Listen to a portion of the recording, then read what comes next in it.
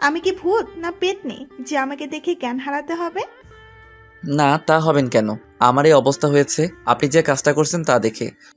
আমি আবার কি কাজ করলাম? ওই যে আমার জন্য চা নিয়ে আসলেন। যেই মেয়ে আমাকে অপমান না করে এক মুহূর্ত থাকতে পারে না, সে আমার জন্য চা নিয়ে আসছে।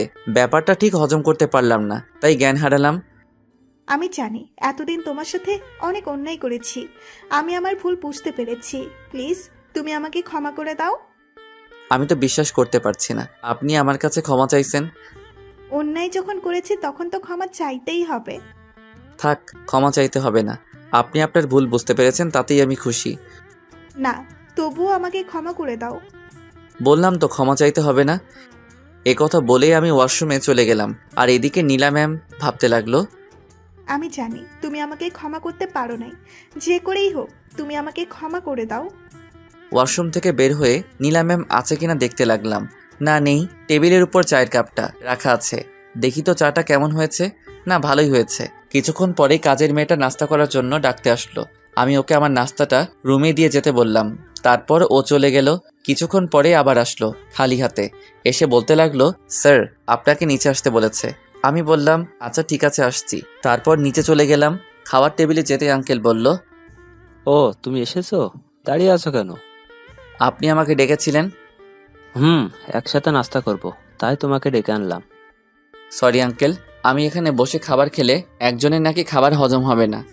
এই কথাটা বলার পর নীলা ম্যামের দিকে তাকিয়ে দেখি উনি মন খারাপ করে ফেলেছেন। দেখো, আমি জানি তুমি কথাগুলো কাকে বলছো। নীলা ওর ভুল বুঝতে পেরেছে, আর ও নাকি তোমার কাছে ক্ষমাও চেয়েছে। তাই প্লিজ তুমি ওকে ক্ষমা করে দাও। আচ্ছা ঠিক আছে, ক্ষমা করে দিলাম, কিন্তু আমি এখানে বসে খেতে পারবো না। কারণ উপরে খেতে খেতে আমার অভ্যাস হয়ে গেছে, তাই এখানে খেতে পারবো না। বুঝলাম, কিন্তু এখন থেকে এখানে বসে খাওয়ার অভ্যাস করতে হবে। সরি আঙ্কেল, আমি পারবো না। তুমি আমার কথার অমান্য করছো, বসো বলছি। তারপর আর কি, আঙ্কেলের রাগ দেখে ভয়ে বসে পড়লাম। নীলা ম্যামের দিকে তাকিয়ে দেখি ওনার মুখে হাসি দেখা যাচ্ছে। নাস্তা শেষ করে রুমে চলে গেলাম। ঘড়ির দিকে তাকিয়ে দেখি কলেজের সময় হয়ে গেছে। তাই আর দেরি না করে কলেজে যাওয়ার জন্য রেডি হলাম। তারপর নিচে এসে নীলা ম্যামের জন্য অপেক্ষা করতে লাগলাম। এখনও আসছে না কেন, তাই পকেট থেকে ফোনটা বের করলাম। কালকে রাতে মোবাইল চার্জে দেওয়ার পর আর ওপেন করিনি। মোবাইলটা ওপেন করতেই 50টা মিস কল, সবগুলো তিশার মোবাইল থেকে। ও এতগুলো মিস কল কেন দিল? হঠাৎই গাড়ির দরজা খোলার শব্দ পেলাম। দেখলাম নীলা ম্যাম গাড়ির ভিতরে বসে আছে। আমি ওনাকে যত দেখছি তত অবাক হচ্ছি। আপনারা তো জানেনই সেদিন গাড়ির দরজা খুলতে দেরি করায় উনি আমার সাথে কি করেছেন। তারপর গাড়ি স্টার্ট দিলাম। গাড়ি চলতে লাগলো তার আপন গতিতে। দুজনেই নীরব, কেউ কোনো কথা বলছে না। হঠাৎই নীলা ম্যাম নীরবতা ভেঙে বললেন, একটা কথা বলবো, এবার থেকে তুমি আর আমাকে ম্যাম বলে ডাকবে না। ও তাহলে কি বলে ডাকবো? কেন আমার নাম ধরে ডাকবে? মাফ করবেন, আমি আপনাকে ম্যাম ছাড়া অন্য কিছু ডাকতে পারবো না। ও বুঝেছি, তার মানে আমাকে এখনো ক্ষমা করতে পারোনি। আমি সত্যি সত্যি আপনাকে ক্ষমা করেছি। যদি আমাকে নাম ধরে ডাকো তবেই বুঝবো তুমি আমাকে ক্ষমা করে দিয়েছো। আপনার উপর আমার কোনো রাগ নেই, যা ছিল সব শেষ। সেটা যদি আপনি বিশ্বাস না করেন তাহলে আমার কিছু করার নেই। তারপর কলেজে চলে আসলাম। নীলা ম্যাম গাড়ি থেকে নেমে ওনার ফ্রেন্ডের কাছে চলে গেল, আর আমি গাড়িতে বসে আছি। কিছুক্ষণ বসে থাকার পর ক্লাসে চলে গেলাম। ক্লাসে গিয়ে বসে বই পড়তে লাগলাম। আমার পাশে কেউ একজন এসে বসলো। তাকিয়ে দেখি নীলা ম্যামের বান্ধবী জয়া। তারপর আমাকে বলতে লাগলো, কেমন আছো? জি আলহামদুলিল্লাহ ভালো। আপনি কেমন আছেন? আমরা দুজন তো সমবয়সী, তাই আমাকে আপনি না বলে তুমি করে বলো। না থাক, আমি আপনি করেই বলবো। না, তোমাকে বলতেই হবে। তারপর ওর অনেক জোরাজোরিতে রাজি হলাম। আচ্ছা ঠিক আছে বলবো। তুমি দেখতে না খুব কিউট, একেবারে বাচ্চাদের মতো লাগে। তুমিও না, কি যে বলো। এভাবে দুজন হাসাহাসি করে কথা বলছিলাম। হঠাৎই দরজার দিকে চোখ যেতেই দেখলাম নীলা ম্যাম আর তিশা, একজন সামনে দাঁড়িয়ে আছে আর একজন পিছনে। দুজনের রাগী দৃষ্টিতে আমার দিকে তাকিয়ে আছে।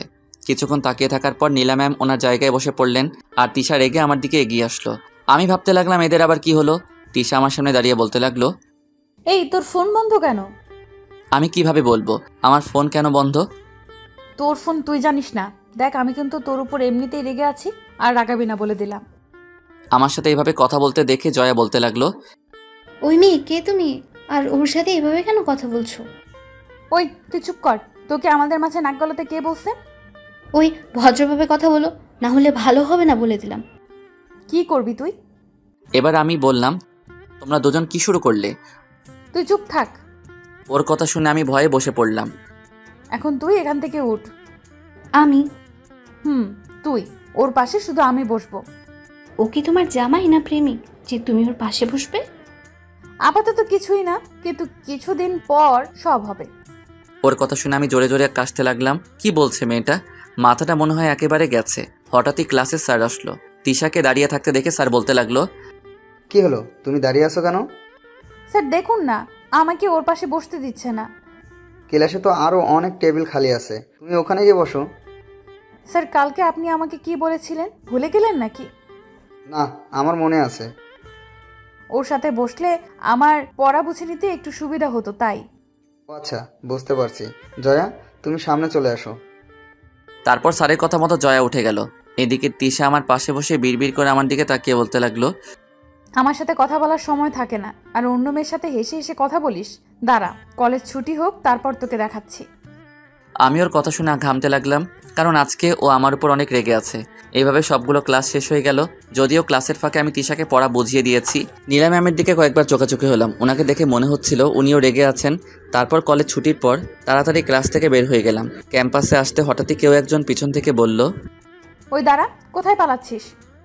পিছনে ফিরে দেখি তিশা আমার কাছে এসে কোনো কথা না বলে কলেজের পিছনে নিয়ে গেল। এই, তুই কি পাগল নাকি? এভাবে হাত ধরে নিয়ে আসার মানে কি? চুপ কর কুত্তা, তোর উপর কিন্তু আমি এমনিতেই রেগে আছি। রেগে থাকলে আমি কি করব? এখন বল, আমাকে এখানে কেন নিয়ে এলি? আমার হাতে সময় নেই। আমার সাথে কথা বলার সময় নেই? তাহলে জয়া, ওর সাথে কথা বলার সময় কিভাবে থাকে? ওর সাথে এমনি কথা বললাম। তাছাড়াও নিজেই আমার সাথে কথা বলতে আসছে। আমিও তো তোর সাথে কথা বলতে আসছি।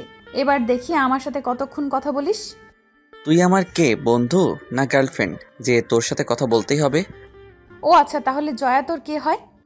ও আমার কেউ হয় না। অন্য মেয়েদের সাথে তো কথা ঠিকই বলতে পারিস, আমি কথা বলতে আসলে এত বাহানা খুঁজিস কেন? তোর এইসব কথা শোনার আমার কাছে সময় নেই। নীলা ম্যাম আমার জন্য অপেক্ষা করছে, যেতে হবে। দেরি করলে আমাকে আস্ত রাখবে না। তুই এখানে দাঁড়িয়ে থাকবি? ওখান থেকে যদি এক পাও এদিক ওদিক দিয়েছিস তাহলে কিন্তু তোর অবস্থা খারাপ করে দিব। কি করবি তুই? কিছুই করব না, শুধু চিৎকার করে লোক জড়ো করব। তারপর কি হবে তুই নিশ্চয়ই বুঝতে পারছিস। তুই কেন আমার সাথে এমন করছিস? আমি তোর কি ক্ষতি করেছি? তুই আমার মন চুরি করেছিস, তোকে কিভাবে ছেড়ে দিব? দেখ, এবার আমাকে যেতে হবে। তুই তো জানিস নীলা ম্যাম কেমন। যেতে পারিস একটা শর্তে। না, এখনও যা বলছে তাই শুনতে হবে। ও যা মেয়ে, যদি সত্যি সত্যি চিৎকার করে, লোক জড়ো করে। আচ্ছা ঠিক আছে, কি শর্ত বল। শর্ত শুধু একটাই, কলেজে আসলে সারাক্ষণ তোকে আমার সাথে থাকতে হবে। না, এটা মানতে পারবো না, অন্য কোনো শর্ত দে। ওকে ঠিক আছে, না মানলে আর কি, আমি চিৎকার করছি। ও চিৎকার করতে লাগলো। আমি যেই দৌড়ে গিয়ে ওর মুখ চেপে ধরবো, অমনি কোনো কিছুর সাথে ধাক্কা লেগে ওর গায়ের উপর পড়ে গেলাম। আমার তো মাথা ঘুরছে। কি থেকে কি হয়ে গেল? দুজন দুজনের দিকে তাকিয়ে আছে। কি থেকে কি হয়ে গেল? তারপর আমি তাড়াতাড়ি উঠে দাঁড়ালাম, তিশাকেও টেনে তুললাম। সরি, আসলে কিভাবে হয়ে গেল বুঝতে পারিনি। কিছুই বলছে না, লজ্জায় মাথা নিচু করে দাঁড়িয়ে আছে। আমি তোর শর্ত মানতে রাজি। এই কথা বলেই দৌড়ে ওখান থেকে চলে আসলাম। এদিকে আমি চলে আসার পর তিশা মুচকি এসে বলতে লাগলো, পাগলটা কি করলো? আমি দৌড়ে গাড়ির কাছে চলে আসলাম। এসে দেখি নীলা ম্যাম সামনে বসে আছে। আমাকে দেখে বলতে লাগলো, এতক্ষণ কোথায় ছিলে? সরি ম্যাম, আসলে একটা কাজ ছিল। তা কি কাজ জানতে পারি? আপনি না জানলেও চলবে। আর আপনি সামনে কেন বসলেন? কেন, আমি কি সামনে বসতে পারি না? বসতে পারেন, যদি আপনার সাথে টাচ লাগে তাহলে তো আপনার শরীর নোংরা হয়ে যাবে। এ কথা বলতেই নীলা ম্যামের মুখটা কালো হয়ে গেল। তারপর আমাকে বলতে লাগলো, তুমি কি আমাকে এখন আগের নীলা ভাবছো? আমি সত্যিই বদলে গেছি।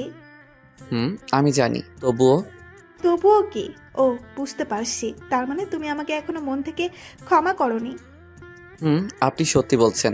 আমি আপনাকে এখনো ক্ষমা করতে পারি না, মনে মনে বললাম। তারপর আমি আর কোনো কথা না বলে গাড়ি স্টার্ট দিলাম। গাড়ি চলছে। কি হলো, কথা বলছো না কেন? কোনো কথা বলছি না। তার মানে আমি যা ভাবলাম তাই সত্যি, তুমি আমাকে মন থেকে এখনো ক্ষমা করনি। বুঝতে পারছি না কি বলবো। আমি তোমার সাথে যা করেছি তার জন্য সত্যি আমি অনুতপ্ত। গাড়ি থেকে নামুন, বাড়ি চলে এসেছি। আসলে নীলা ম্যাম আমার সাথে কথা বলে ব্যস্ত ছিল, তাই বুঝতেই পারিনি কখন বাড়িতে চলে আসলাম।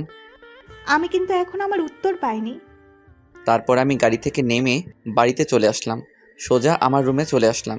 এদিকে নীলা ম্যাম ভাবতে লাগলো, ক্ষমা তো তোমাকে আমায় করতেই হবে, আমিও দেখব কতদিন আমাকে ক্ষমা না করে থাকতে পারো। আমি রুমে এসে ফ্রেশ হয়ে বিছানায় শুয়ে পড়লাম। কিছুক্ষণ পরেই কেউ একজন আমার রুমে আসলো। তাকিয়ে দেখি নীলা ম্যাম হাতে খাবারের বাটি। আমি উঠে বসলাম। আপনি এ সময় কোথাও যাবেন নাকি? না, কোথাও যাব না। এই নাও, তোমার জন্য খাবার আনছি, খেয়ে নাও। কলেজ থেকে আসার পর তো কিছুই খাওয়া হয়নি। কি আপনি খাবার আনলেন? আমার মতো ছোট লোকের জন্য কি মনে করে খাবার আনলেন? তুমি এইভাবে কেন কথা বলছো? আমার কি কষ্ট হয় না? শালি, আগে যখন আমাকে অপমান করতে গায়ে হাত তুলতি তখন আমার কি ভালো লাগতো? এই আপনার এসব ন্যাকা কান্না বন্ধ করেন তো। কান্না করবো না তো কি করব? এমনিতেই আগে তোমার সাথে যা করছি তার জন্য নিজেকে অপরাধী লাগছে, আর তোমার কথাগুলো আমাকে আরো বেশি কষ্ট দিচ্ছে। দেখুন, আপনার প্রতি আমার কোনো অভিযোগ নেই, আপনি শুধু শুধু নিজেকে অপরাধী ভাবছেন। আমি জানি তুমি যতই মুখে বলো না কেন, মন থেকে তুমি আমাকে ক্ষমা করনি। আপনি যা ভাবেন তাছাড়া আমি এটা বুঝতে পারছি না আপনি ক্ষমা চাওয়ার জন্য কেন এমন করছেন। আমার মতো ছোট লোকের থেকে ক্ষমা না চাইলে কি হয়? তারপর উনি আর কোনো কথা না বলে কান্না করতে করতে চলে গেলেন। আমি ভাবতে লাগলাম, নীলা ম্যামের মতিগতি আমার একদম ভালো লাগছে না। আর এদিকে তিশা তো আছেই। হঠাৎই আমার ফোনে একটা কল আসলো। হাতে নিয়ে দেখি তিশার নাম্বার। তারপর ফোনটা রিসিভ করলাম। কি রে, ফোন রিসিভ করতে তোর এত সময় কেন লাগলো? ওই তুই কে রে যে তুই ফোন দেওয়ার সাথে সাথে রিসিভ করতে হবে? আমি তোর বউ, বুঝলি? দেখ, তোর সব ফালতু কথা শোনার আমার সময় নেই। কি জন্য কল দিয়েছিস বল। কি বললি তুই? আমি ফালতু কথা বলি? তা নয়তো কি। আমি ফালতু কথা বলি। এখন থেকে তোকে আমার ফালতু কথাগুলো শুনতে হবে। এই যে ম্যাম, আপনি হয়তো ভুলে যাচ্ছেন আমরা এখন ফোনে কথা বলছি। এখন আমি তোর কোনো কথাই শুনতে পারবো না, ফোন রাখছি।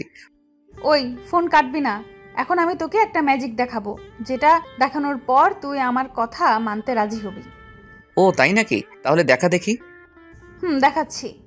কিছুক্ষণ পর তোর হোয়াটসঅ্যাপে আমি দুটো ছবি পাঠিয়েছি, ছবিগুলো গিয়ে দেখ। তারপর হোয়াটসঅ্যাপে গিয়ে দেখি তিশা সত্যি ছবি পাঠিয়েছে। তারপর ছবিগুলো দেখার সাথে সাথে আমার চোখ কপাল উঠে গেল। এ আমি কি দেখছি? ছবিতে দেখা যাচ্ছে আমি তিশার গায়ের উপর আর তিশা আমার নিচে। যখন আমি তিশার গায়ের উপর পড়ে যাই তখন ছবিগুলো ওঠানো হয়। কিন্তু এটা কিভাবে সম্ভব? তখন তো তিশার হাতে ফোন ছিল না। না, আমাকে জানতে হবে। তারপর আমি নিজেই তিশাকে ফোন দিলাম। ফোন দেওয়ার সাথে সাথে রিসিভ করলো। মনে হচ্ছিল যেন আমার ফোন দেওয়ার অপেক্ষা ছিল। ওই কুত্তি, তুই ছবিগুলো কখন তুললি? আগে বল ম্যাজিকটা কেমন লাগলো? দেখ, আমি কিন্তু তোর উপর এমনিতেই রেগে আছি। আমি কি করেছি যে আমার বাবুটা রেগে আছে? কে বাবু? কিসের বাবু? এসব কি বলছিস? দেখ, আমি তোকে যা বলছি তার উত্তর দে। বল, ছবিগুলো কিভাবে তুললি? বলবো, সব বলবো, তবে ফোনে নয়। তুই এই ঠিকানায় চলে আয়। আমি কোথাও যেতে পারবো না, যা বলার ফোনে বল। ওকে, তুই যদি এখন না আসিস তাহলে আমি এই ছবিগুলো ফেসবুকে আপলোড করে দিব। তারপর কি হবে তুই নিশ্চয়ই বুঝতে পারছিস। তুই আমাকে ব্ল্যাকমেইল করছিস? করছি। এখন বেশি কথা না বলে 10 মিনিটের মধ্যে চলে আয়। আসছি। তিশার কথায় না রাজি হয়ে পারলাম না। আপনারা তো দেখলেন কেমন ডেঞ্জারাস মেয়ে, তাই রাজি হয়ে গেলাম। যদি সত্যি সত্যি আপলোড করে দেয়। তারপর তিশার সাথে দেখা করার জন্য যেই রুম থেকে বের হব, সামনে তাকিয়ে দেখি নীলা ম্যাম দাঁড়িয়ে আছে। আমাকে দেখে বলতে লাগলো, আরিয়ান, তুমি কি কোথাও যাচ্ছ? জি ম্যাম, একটু বাইরে বের হচ্ছিলাম। ওকে, আমিও তোমার সাথে যাব, চলো। এ আবার কোথা থেকে আসলো? ঠিক আছে, চলুন। তারপর নীলা ম্যাম আর আমি নিচে চলে আসলাম। দুজনেই গাড়িতে বসলাম। তারপর গাড়ি স্টার্ট দিলাম। দুজনেই নীরব, কেউ কোনো কথা বলছি না। আমি আমার গন্তব্যে পৌঁছে গেলাম। কি হলো, গাড়ি থামালে কেন? ম্যাম, আমি এখানে নামবো। আপনি কোথায় যাবেন? তুমি যেখানে যাবে সেখানেই আমি যাব, তোমার সাথে সময় কাটানোর জন্য। তোমাকে যে ভালোবেসে ফেলেছি। না, আমি কোথাও যাব না। ওকে, ঠিক আছে, তাহলে আপনি থাকেন, আমি যাচ্ছি। না, আমিও তোমার সাথে যাব। কি বলছেন আপনি? আমার মতো ছোট লোকের সাথে কোথাও গেলে তো আপনার মান সম্মান চলে যাবে। তুমি কেন আমার সাথে এমন করছো? আপনার সাথে কিছু করার ক্ষমতা আমার নেই। এ কথা বলে আমি চলে আসলাম। নীলা ম্যাম হয়তো আরও কিছু বলতে চেয়েছে। তিশার দেওয়ার ঠিকানায় গিয়ে দেখি একটা বড় রেস্টুরেন্ট। এত বড় রেস্টুরেন্ট আগে কখনো আসিনি। ভিতরে গিয়ে দেখি অনেক লোকজন। তিশাকে এখন কোথায় পাবো? একটা কল দিয়ে দেখি। মোবাইল নেওয়ার জন্য যেই পকেটে হাত দিলাম, অমনি কোথা থেকে তিশা আমার সামনে দাঁড়ালো। বাহ, আজকে তো আমার হিরোকে খুব সুন্দর লাগছে। দেখ, তোর সব ফালতু কথা শোনার জন্য আমি এখানে আসিনি। এখন থেকে সব শুনতে হবে। এখন দাঁড়িয়ে না থেকে বস। তারপর আমরা দুজন একটা টেবিলে গিয়ে বসলাম। এবার কি খাবি অর্ডার কর। না, আমি কিছুই খাবো না, তুই শুধু আমার প্রশ্নের উত্তরগুলো দে। এরপর কি হয়েছে জানতে চাইলে সাবস্ক্রাইব করে পাশে রাখা বেল আইকনটি বাজিয়ে রাখুন পরবর্তী পার্ট মিস না করতে চাইলে। ধন্যবাদ সবাইকে আমাদের পাশে থাকার জন্য।